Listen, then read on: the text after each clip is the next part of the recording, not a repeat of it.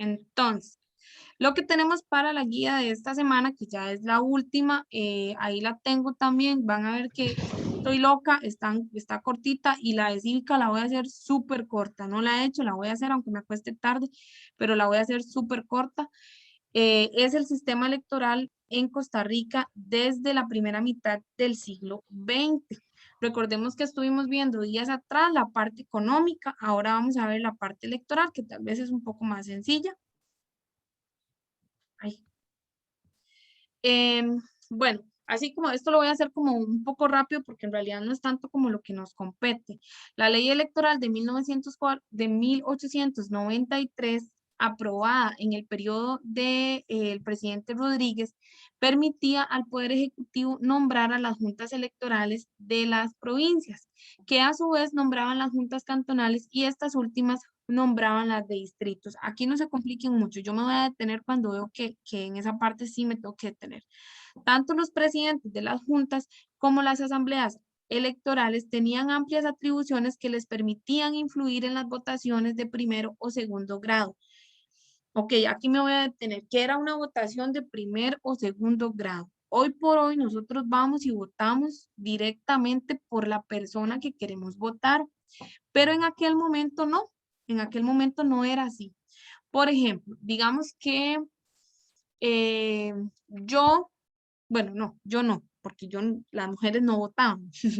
Entonces, digamos que Josué era, no sé, un comerciante adinerado y Brian era, este, una persona ahí, zapatero, que sabía leer y escribir, no tenía plata, pero tenía ahí alguillo, ¿verdad? Y Aarón era, no sé, era un campesino que no sabía ni leer ni escribir y lo que hacía, lo que tenía plata era para sobrevivir. Entonces, Aarón, que no sabía leer y escribir y además no tenía plata, no podía votar, aunque fuera mayor de edad. Eh, Brian, que tenía un poquillo de plata, no mucha, pero por lo menos hay algo, y sabía leer y escribir, podía votar. ¿Pero por Solo la quién iba a persona votar? de rango. Había que tener cierta cantidad de dinero y había que saber leer y escribir.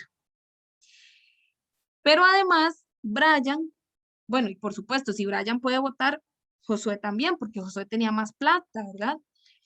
Pero además de esto, Brian, ¿por quién iba a votar? ¿Por el presidente? No. Es decir, ¿por el candidato? No.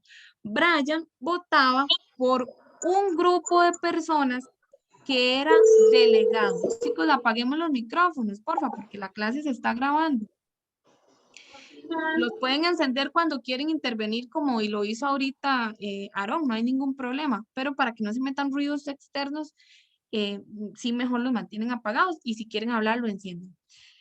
Entonces, había un grupo de personas, los que tenían más plata, los que estaban en misma condición que Brian, iban a votar por los que estaban en la misma condición de Josué. Una vez que de ese grupo de Josué saliera un grupo electo, esas personas eran las encargadas de ir a votar por el candidato, como si nosotros escogiéramos a otros para que vayan a votar. No sé si me doy a entender. A eso se le llamaba voto en segundo grado o primer grado, es decir, voto en grado. Yo no votaba directamente por el candidato, sino que elegía a otra persona que lo iba a hacer. Entonces, esta parte no me voy a detener porque esto lo van a ver ustedes comparado con el trabajo. ¿Qué dice aquí? ¿Cuáles eran los requisitos para votar a finales del siglo XIX? Lo que les acabo de decir. La cantidad de dinero, saber votar, saber leer y escribir. No todos los grupos sociales podían votar, ¿verdad? Porque normalmente la gente muy humilde era la gente que no, pues, que no sabía leer y escribir y por consiguiente no iba a poder votar. Aparece por primera vez una propuesta de que el voto no sea en grados, sino que cada persona vote directamente. Eh, Dice, el que más preocupó a los partidos políticos fue el relacionado con el voto directo, pues incrementaba más los márgenes de incertidumbre para la próxima elección presidencial, que se haría en 1913. Por último, la innovación más radical incluida en el proyecto de reforma fue rechazada por el Congreso. ¿Por qué los partidos estaban interesados en que se aprobara el voto directo? Bueno, porque eso iba a implicar que iban a haber mayor cantidad de votantes y por consiguiente perdón, aquí me equivoqué en directo, ¿verdad? Ahorita les digo esto. Iba a haber mayor cantidad de votantes y por consiguiente, pues iba a ser un poco más sencillo a la hora de sacar el candidato ganador. Pero esto del voto secreto a los partidos no les gustaba, porque resulta que antes el voto había que hacerlo público. Yo me paraba enfrente de la gente y decía, yo voy a votar por Josué o yo voy a votar por Aarón, ¿verdad?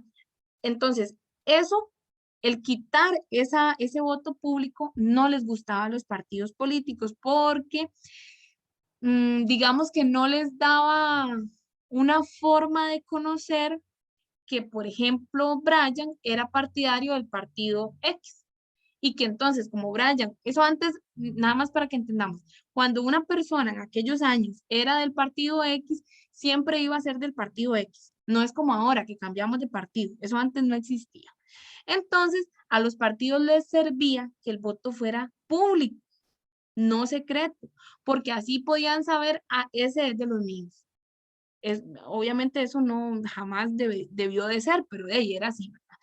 Los partidos políticos confiaban en sus candidatos a electores de segundo grado para movilizar a los votantes. ¿Qué quiere decir esto? Volvamos al ejemplo de Brian y Josué. Los candidatos confiaban, por ejemplo, en personas como Josué, para que Josué convenciera a personas como Brian de que votara por Josué, para Josué votar por el candidato. Al final vean que era como una cadena. Bueno, eso me lo voy a brincar porque eso, después de 1925, se establece el voto directo y secreto aprobado por el presidente Ricardo Jiménez. También se aprueba lo que se va a conocer como la Secretaría de Gobernación y el registro civil, porque el registro cívico, perdón, el registro cívico para llevar una lista de votantes. ¿Esto por qué? Porque en aquel entonces era muy fácil que Aarón votó, por ejemplo, ¿verdad? Y resulta que después, no sé, aparecieron un montón de Aarones votando, ¿verdad? Se multiplicaron las papeletas y entonces apareció un montón de votos de una sola persona. Era muy sencillo hacer ese tipo de fraudes. Entonces se hace un registro cívico para, o por ejemplo, que, no sé, que Javier llegaba al centro de votación y decía, yo puedo votar. Y como tenía un amigo ahí, entonces votaba y tal vez no cumplía con los requisitos para votar. Entonces, por eso se hizo el registro cívico, para que hiciera las listas de las personas que podían votar. Bueno, es que eso lo van a hacer en la guía. Después de 1940, básicamente esto es lo que van a hacer en la guía. En las elecciones de 1940 gana la presidencia Calderón Guardia. Este llega al poder con el 85% de los votos, o sea, arrasó, ¿verdad? Porque todos votaron por él prácticamente. Y con él van a venir un montón de cambios sociales, no vaya a profundizar, ya sabemos, la caja, la UCR, etc. El Partido Comunista, que lo vimos en la guía anterior, en esta número 3, en 1931 se presenta. Les conté a los chiquillos el día que estuvimos en la clase que el Partido Comunista no podía participar en las elecciones como Partido Comunista. No vamos a profundizar en el por qué, pero pues ya sabemos que el Partido Comunista a nivel mundial, después de lo de la Guerra Fría y todo, bueno, la Primera Guerra Mundial y a lo largo de la Guerra Fría no es bien visto. Entonces, como no se podía, primero se cambiaron al nombre de Bloque de Obreros y Campesinos y en 1943 aparece como un partido llamado Vanguardia Popular. Después se alía con el partido de Calderón Guardia porque estaba como muy de acuerdo con esto de las reformas de ayudar a la población, a los necesitados. Entonces, Vanguardia Popular se alía un poco, no se alía en el sentido de que hacen un único partido, sino que pues tienen intereses en común, entonces tienden un poco a trabajar como de la mano. Posteriormente se alía, es decir, el partido de Calderón, Vanguardia, se aliaron y posterior se alía el Partido Republicano también, y a esto se le va a llamar el Bloque de la Victoria, que fue lo que llevó a Teodoro Picado al poder. El código logró en parte alejar al Ejecutivo de la organización de procesos electorales. ¿Esto por qué? El código electoral. Cuando se crea el código electoral, se da esto que dice aquí, alejar al Poder Ejecutivo de la organización, porque resulta que como no teníamos al Tribunal Supremo de Elecciones, que es el que actualmente organiza las elecciones, sino que era el Poder Ejecutivo, es decir, donde está el presidente, que organizaba las elecciones. Entonces era muy fácil de ahí, si yo soy el presidente y yo obviamente quiero que gane mi partido político, con el candidato que sea, porque gane mi partido político. Entonces era muy sencillo que el poder ejecutivo de ese momento manipulara las elecciones. Justamente por esto, ¿verdad? Lo que les decía, que aparece el registro cívico para que existiera una lista exacta de las votaciones en los centros de votación y que no se pudiera registrar más de un voto por persona o que no pudieran votar personas que no tenían los requisitos para votar. La reforma se completa posteriormente hasta diciembre de 1946, cuando por primera vez se emite la cédula de identidad. No teníamos cédula, entonces yo podía llegar al centro, bueno, yo no porque las mujeres no votaban, pero no sé, Javier podía llegar al centro de votación y decir, sí, yo soy Josué Brenes, y Josué Brenes está en la lista. Entonces Josué Brenes podía entrar a votar, pero resulta que no era Josué Brenes, era Javier Molina, haciéndose pasar por Josué Brenes. Entonces aparece por primera vez en 1946 esto, que tuviéramos una cédula. Este documento iba a ser otorgado exclusivamente por el registro electoral, que ya había dejado de llamarse el registro cívico. ¿Cómo lo llamamos hoy? El registro civil, ¿verdad? Que es donde vamos a sacar la cédula. En la cédula lo que había era una foto, una huella digital, una firma y otros datos, y a partir de ese momento iba a ser obligatorio portarla. ¿Por qué la mujer no podía votar? Ay, yo creo que hasta aquí llego. Ay, sí, sí, sí. ¿Por qué la mujer? Ustedes van a encontrar que en el material hay más detalles, ¿verdad? Pero también era como para no hacer la clase demasiado larga. Antes de ir a esto de por qué la mujer no podía votar, recapitulemos. Originalmente el proceso electoral en Costa Rica era en grados. Primero en segundo grado, posteriormente en primer grado, donde se elegían delegados que fuesen a ejecutar el voto de forma directa. Además, en ese momento el voto no era universal, era solamente para cierta parte de la población, mayores de 21 años, en aquel momento mayores de 21 años, con cierto poder económico y que supieran leer y escribir. Y por supuesto que fueran varones, porque las mujeres no podían votar. Después de eso, aparece por primera vez el voto secreto y el voto directo. Posteriormente a eso se crea el registro cívico para llevar un orden de las personas votantes. Y posteriormente a eso, esto que estoy haciendo es un mega resumen, y posteriormente a eso aparece la emisión de la cédula de identidad para poder controlar quiénes ejercen el voto. Pero ojo aquí, llegamos aquí más o menos hasta 1946, ¿verdad? Y pues seguíamos sin el voto de la mujer. Y aquí es donde quiero que tal vez alguno si quiere participar. La mujer no podía votar. ¿Qué es lo que opina usted al respecto de que todavía en 1946 la mujer no pudiera votar? No sé si alguno quiere participar voluntariamente. ¿Será, profe, será porque no la tomaban en cuenta? Porque la Ajá. opinión de una mujer no valía, digamos, no valía, sino Ujú. que como en los tiempos de antes, la opinión que más valía era la del hombre. A la mujer la tiraban a un lado, por decirlo así, ¿verdad? Exactamente. Y Había mucho machismo, profe. Había correcto. mucho machismo, muy bien. Ujú. ¿Qué más? Felicidades, papayita. ¿Qué opinan los demás de que la mujer no pudiera votar? Profe, también hay que recordar que en aquellos tiempos era como una cuestión de educación, ¿verdad? Que las mujeres no podían estudiar tampoco, entonces Ujú, a la hora de no tener una preparación académica, siento que por ese lado podía influir en eso. ujú.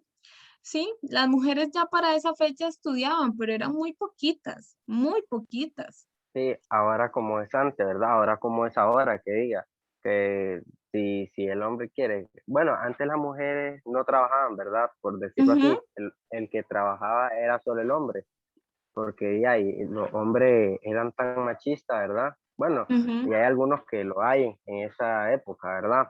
Que sí, no dejan que las mujeres se superen, porque ujú, ya, y el día de mañana no sabemos si se pueden separar, ¿verdad? Algo así, y la mujer cómo ujú, va a quedar, ujú, ujú, no va a quedar sin nada, ¿verdad? Porque sin estudios, sin nada. ujú, Pero ahora, a como es ahora, las mujeres se preparan todo ujú. y entre los dos pueden trabajar, ¿verdad? Exacto. Sí, ya ese tiempo de que la mujer está en la casa ahí haciendo nada, ya eso pasó de moda. Y ahora hay que pulsearla, ¿verdad? Hay que pulsearla. Y por eso aquí, vean, hay chiquitas aquí en este grupo estudiando y algunas hasta incluso trabajan. Em, pero sí, y yo siempre digo, cuando veo este tema, siempre digo algo a criterio muy personal. Yo creo que también el hecho, porque vamos a ver, en el 46 las mujeres no votaban, pero ya se había solicitado el voto de la mujer, ya era un tema que sonaba y sonaba, pero yo creo que también era una estrategia del gobierno machista, como bien lo dijo Brian, em, de silenciar a las mujeres, de yo siento como que si le damos el derecho al voto, ya sería abrir un portillo y tenemos que después aguantárnoslas pidiendo otros derechos. Y entonces fue como una forma de mantener el control, ¿verdad? Eh, de, pues sí, de limitarnos, eso es todo. Simplemente les daba miedo que empezáramos a acceder a los derechos y después no nos pudieran parar. Y resultó que sí pasó. Eh, más adelantito vamos a hablar del voto de la mujer, que sí, sí llega un poquito tarde, pero llega para la Constitución Política del 49, 1949, y se ejerce el primer voto en 1950 no sé si 52 o 58, estoy confundida. Creo que 52, pero no me hagan caso porque la verdad no estoy muy segura. O sea, en este momento casi a las 10 de la noche, bueno, 9. Ok, entonces más o menos eso es. Lo que tienen que hacer en la guía es muy sencillo. Esta es la guía y aquí está. Es una única actividad, pues detalladita, pero es solo una. Utilice como insumo para resolver la GTA el material facilitado por la docente, es lo que yo les voy a mandar ahorita. Elabore una tabla comparativa entre el sistema electoral de 1940 y el actual, de 1940 y antes, ¿verdad? Lo que les hablé de los grados y eso. Incluya primero las características y al final una explicación de los cambios que se han dado. Entonces, ¿qué es lo que yo voy a hacer aquí? Aquí explico las características de antes de 1940. No es necesario que copien todo, ¿verdad? Yo selecciono qué, 3 características, 4. Y lo mismo a este lado. Por ejemplo, si yo voy a poner aquí que el voto era en grados, aquí pongo que el voto es directo, ¿verdad? Si yo aquí pongo que el voto era, pero me lo explica un poquito, ¿verdad? Pero aquí no es necesario tanta explicación, es más aquí abajo. Yo puedo poner aquí el voto era público y aquí puedo poner el voto era secreto, ¿verdad? Bueno, no sé. Y lo otro dice, y explique los cambios que se han dado. Yo puedo explicar aquí el voto de la mujer, por ejemplo. Yo puedo explicar aquí que ahora todas las personas podemos votar, aunque no tengamos plata, aunque no sepamos leer y escribir. Apaguen los micrófonos. Gracias. Entonces, ven, esto es todo lo que tienen que hacer en esta guía. En realidad está muy sencilla. Déjenme para...